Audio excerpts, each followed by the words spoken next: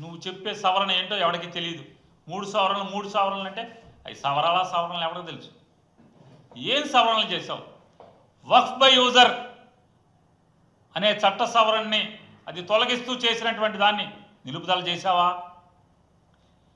వక్ఫ్ బోర్డులో సిఇఓ కింద అంటే ప్రభుత్వ అధికారి ముస్లిం కానోడు కూడా ఉండొచ్చు అని చెప్పి చేసినటువంటి సవరణని ఏమన్నా ఆపావా? లేదా వక్ఫ్ బోర్డుల్లో ముస్లిములు కాను వాళ్ళు ఇద్దరు ఉండాలి అని చేసినటువంటి సవరణని ఏమన్నా ఆపావా? మరి ఇంకేం ఆపావు? అవి ఆపలేదు కదా. అవి ఆపినప్పుడు ఏం ఆపావు? ఏంటయ్యా అంటే సిగ్గు లేకుండానేమో అక్కడేమో ఓటేస్తారు బీజేపీకి. బీజేపీ చెప్పిందల్లా వంత పాడతారు.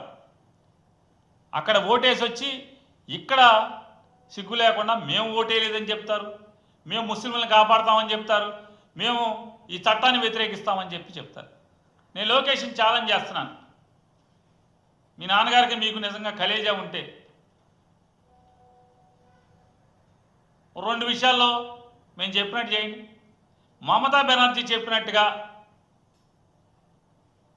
నేను నా రాష్ట్రంలో వక్ఫ్ అమెండ్మెంట్ చట్టాన్ని అమలు చేయను అని చెప్పని ఆవిడ అసెంబ్లీ తీర్మానం చేసేస్తాను, మీరు చేయండి.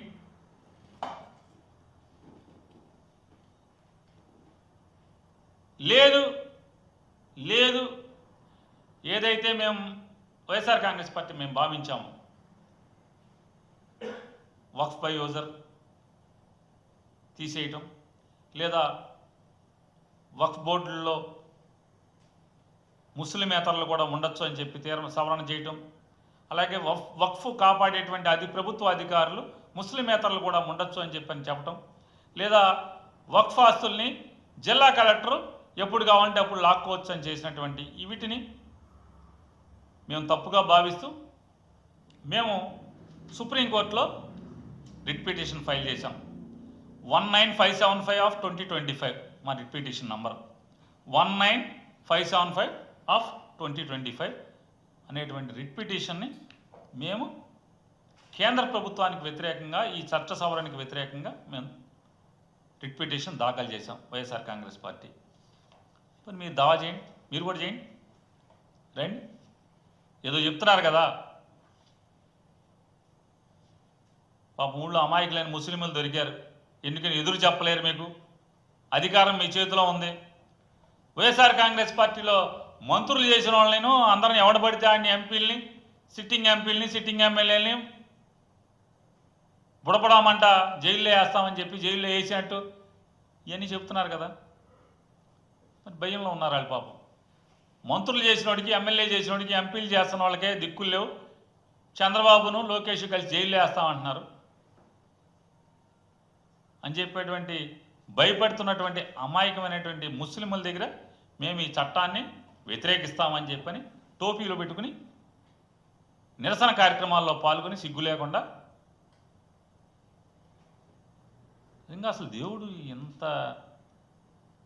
గొప్పలే, మీరు అసలు సిగ్గు ఎగ్గు లేకుండా ఆ చట్టాన్ని మీరే చేస్తారు.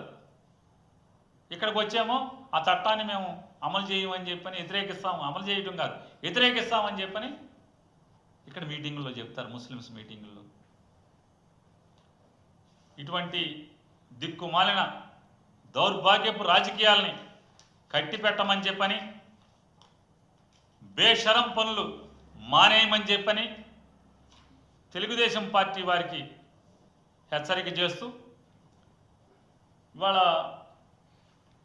వీళ్ళ సిగ్గులేనితనానికి అంటే ఎంత దారుణం అంటే,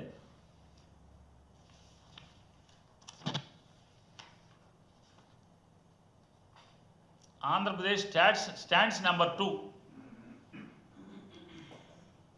జిఎస్డిపిలో భారతదేశంలో 2వ స్థానంలో ఉందంట. ఎవడన్నా నమ్ముతాడండి? దేశవ్యాప్తంగా అన్ని పేపర్లకి అడ్వర్టైజ్మెంట్ ఇచ్చారు, కోట్ల రూపాయలు ఖర్చు పెట్టి భారతదేశ వ్యాప్తంగా ఈ అడ్వర్టైజ్మెంట్ ఇచ్చారు. ఈ అడ్వర్టైజ్మెంట్ ఇచ్చినోడికి కానీ ఈ డిజైన్ చేసినోడికి కానీ ఈ తంతు చేద్దాం అనుకున్నోడికి కానీ అందరికీ నేను ఒకటే ప్రశ్నిస్తున్నాను, నాకు ఒకటి సమాధానం చెప్పండి. మీరు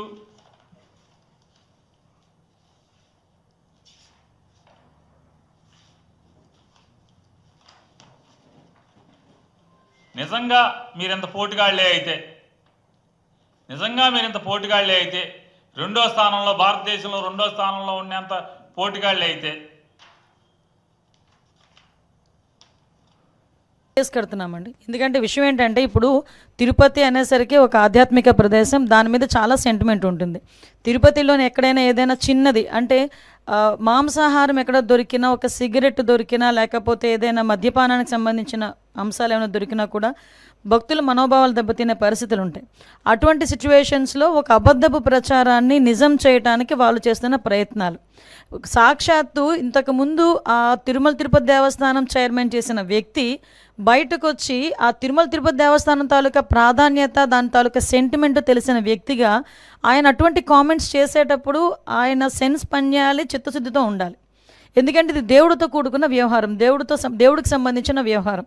ఇప్పుడు ఏదో మత సంబంధించిన ఘర్షణలు తీసుకురావాలి, ఎక్కడో law and order issues create అవ్వాలి కాబట్టి ఈ రకంగా మనం చేయటం. ఇంతకుముందు మీకు తెలుసు ఒక పింక్ డైమండ్ అని చెప్పి ఒక రకమైన దుష్ప్రచారం చేశారు. అరే అసలు పింక్ డైమండే లేదు అని చెప్పి ఆర్కియాలజీ డిపార్ట్మెంట్ వాళ్ళు కూడా బయటకు వచ్చి చెప్పే పరిస్థితి వచ్చింది. అంటే ఏదో రకంగా తిరుమల తిరుపతి దేవస్థానం అంటే ప్రజల సెంటిమెంటు, దాని మీద ఒక బురద జల్లితే గవర్నమెంట్కి చెడ్డ పేరు వస్తుంది, దానివల్ల పూలన మత ఘర్షణలు తీసుకురావచ్చు అని ఒక దురాలోచనతో వాళ్ళు చేస్తున్న కామెంట్స్ తప్పించి వీటిలో నిజం లేదు అని నిన్న నిజాలు ఈవో శ్యామలారావు గారు చాలా క్లియర్గా చెప్పారు. ఎంత దౌర్భాగ్యం అంటే అక్కడ ఈవెన్ ఆ గోశాలకి 2023 నుంచి విజిలెన్స్ అధికారులని కూడా లోపలికి రానివ్వని పరిస్థితి, అంటే లోపల ఏం జరుగుతుందో కూడా తెలియని పరిస్థితి. అదేవిధంగా కనీసం ఆవులకి ఇచ్చే దానాన్ని కూడా కల్తీ చేసి అందులో కూడా కనీసం నాణ్యత లేని దానాలని కూడా పెట్టే పరిస్థితి కనిపించిందని సాక్షాత్తు ఈవో శ్యామలరావు గారు చెప్పడం జరిగింది. ఎవరైతే ఇలాంటి అసత్యపు ఆరోపణలు చేస్తున్నారో, అసత్యపు ఆరోపణలు చేసిన ప్రతి ఒక్కరి మీద కంపల్సరీగా చర్యలు ఉంటాయి. వీళ్ళు ఎలాగ మ్యానిపులేట్ చేస్తున్నారంటే మీకు ఒక ఎగ్జాంపుల్ చెప్తానండి. రీసెంట్గా మన హెలికాప్టర్ ఇష్యూ మొన్న జగన్మోహన్ రెడ్డి నడిచింది కదా, ఆ రోజు నేను మాట్లాడిన మాట ఏంటంటే భద్రత ఇంత మేము 1100 మందిని భద్రతకి మేము అక్కడ అకామిడేట్ చేసాము, సో ఇది జరిగిందని క్లియర్గా చెప్తే నెక్స్ట్ డే సాక్షిలో ఏం రాశారు తెలుసా, 1100 మంది పోలీసులు మోహరించారు అని రాశాడు. అంటే ఆ రాసిన తెలుగు చూడండి ఒకసారి, భద్రత కల్పించేమో అనడానికి మోహరించేమో అనడానికి ఎంత తేడా ఉంటుందో. అంటే వాళ్ళు అలా రాసి జనాల్ని ఒక రకమైన ట్రాన్స్లోకి తీసుకెళ్ళడానికి ప్రయత్నం చేస్తున్నారు. సో మీకు ఎగ్జాంపుల్కి ఇది చెప్పాను, వాళ్ళ మైండ్ సెట్, వాళ్ళ మైండ్ గేమ్ ఎలా ఉంటుందని చెప్పడానికి. మీరు ఇందాక మన రామారెడ్డి గారు చెప్పారు మత ఘర్షణలు తీసుకురావాలని ఏకైక లక్ష్యం. దానికి ఏం చేశారంటే పాపం పాస్టర్ ప్రవీణ్ పగడాల గారిని ఏదో రకంగా ఓన్ చేసుకుందామని చెప్పి ప్రయత్నం చేసి వాళ్ళ తాలూకా కొంతమంది మనుషుల్ని పాస్టర్గా క్రియేట్ చేసుకొని రకరకాలుగా వాళ్ళ మీద ఎంత అంటే ఒక పాస్టర్ నోట్ నుంచి కొన్ని పదాలు మనం వినం ఎట్టి పరిస్థితుల్లోని కూడా. అటువంటిది మేము పాస్టర్ ముసుగులో కొంతమంది బయటకు వచ్చి నోటుకు వచ్చినట్టు మాట్లాడారు.